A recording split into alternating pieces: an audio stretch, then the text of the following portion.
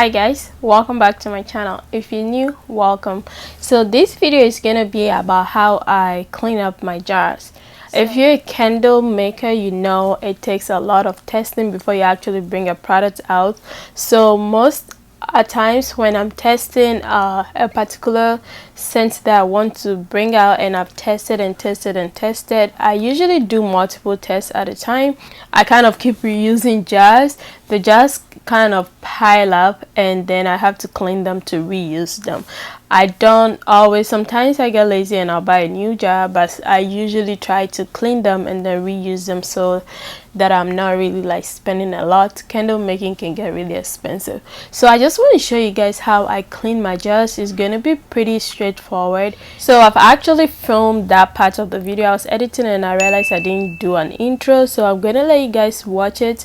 You'll probably not see me in the video again because the video is not about me. I don't need to put my face in it, so I'm just gonna stop talking and allow you guys to watch it. Okay guys, so here's like just a brief overview of what I do. I'm gonna be cleaning all these jars.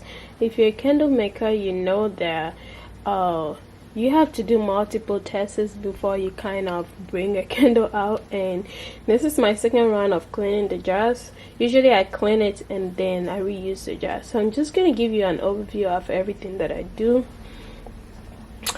I usually do the double boiler method. I put water in a pot and then I dip the glass inside. Most of these glass are like wickless test glass, so I actually just want the side to be melted, and then I'll just clean it up. And so when it's melted, I go ahead and pour the wax in this foil over here, because you know you can put your wax down the drain. And when the wax dry off in the foil, I just go ahead and throw it away.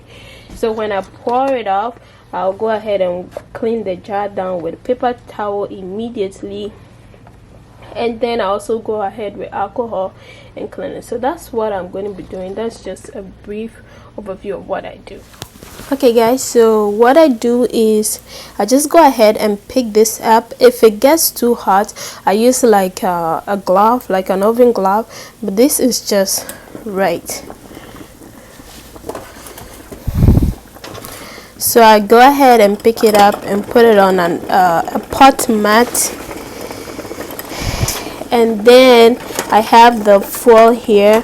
I'm just going to go ahead and dump in it.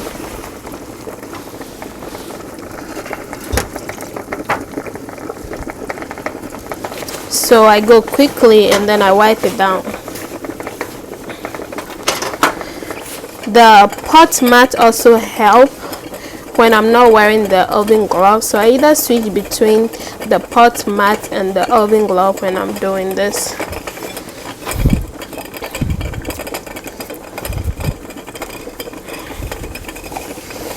So you can see it's somehow clean. There's still wax remaining. If I want it to be super clean, I'll just put it back into the water and get it warm again. But this is actually pretty hot. The glass is hot, so I'm just gonna go ahead and add my alcohol and clean it again.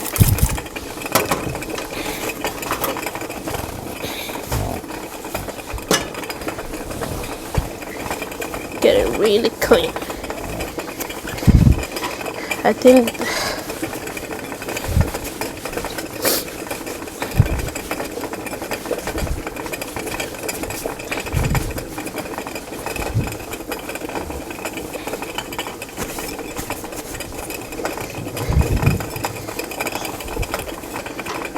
okay, so you guys can see it is pretty clean, like 95% clean.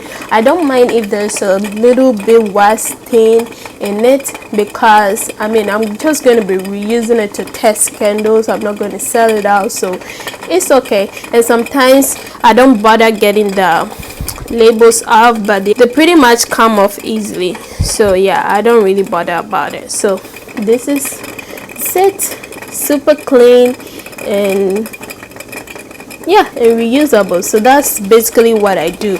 And if you are wondering how I do the glass jars with the wick, when I have wicks inside, I do the same thing and I clean it out, and then when the wick is in, I do go ahead and pour sometimes when you boil it like this and get the wax melted, sometimes the wick will come out. So what you do is like you take a fork or something and then you just poke the wick a little bit and then it will come out. But if the wick doesn't come out, what I do is I go ahead and add vinegar to the jar and then leave it for a couple of hours. Sometimes I do it overnight, and then it kind of helps the wick lift. So that's what I do when it has wick in it. So that's just pretty much it.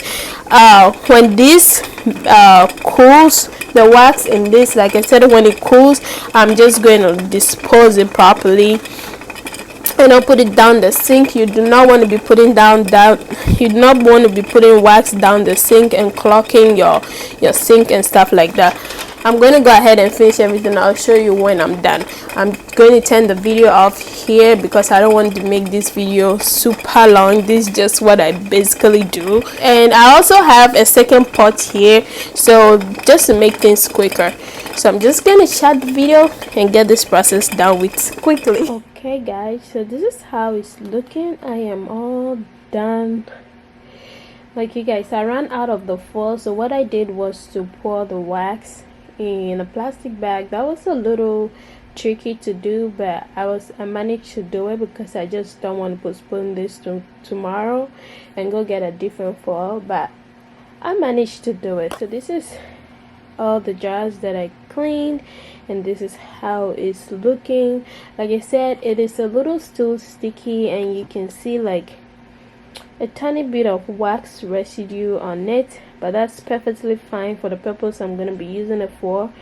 If you're somebody who want it like very clean, you can just go ahead and maybe dishwash this